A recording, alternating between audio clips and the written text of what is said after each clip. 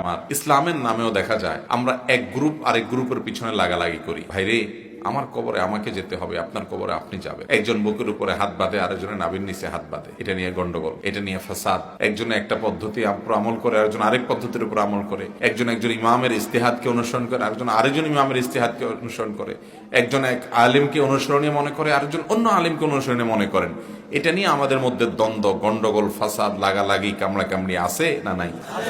আল্লাহ তাআলা আমাদেরকে হেফাজত করুন। আমরা দিনের খেদমতের নামে এমন কাজ করছি যেটাতে দিনের খেদমত হচ্ছে না, নিজের আমল নামা বরবাদ হচ্ছে। আমি আল্লাহ তাআলার কাছে আমার নিজের জন্য জবাবদিহি করা লাগবে, আপনাকে আপনার জন্য জবাবদিহি করা লাগবে। আমার কবরে আপনি যাবেন না, আপনার কবরে আমি যাব না। কিছু লোক দেখবেন সোশ্যাল মিডিয়াতে, ফেসবুকে, অফলাইনে, অনলাইনে শুধু এর পিছনে লাগা, ওর দোষ ধরা, এরটা ঠিক না, ওরটা বেঠিক হয়ে গেছে, ও গোমরা হয়ে গেছে। অবশ্যই ভুলকে ভুল বলতে হবে, কিন্তু এর মানে এই না যে এটাই আমার একমাত্র ডিউটি, এটাই আমার একমাত্র কাজ, এমনটা হতে পারে না।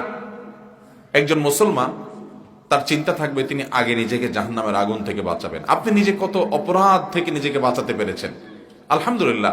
এর পাশাপাশি আপনার কোন মুসলমান ভাই অন্যায় করলে তাকে হিকমা এবং মাউইজা হাসানাত দ্বারা পারলে বুঝান।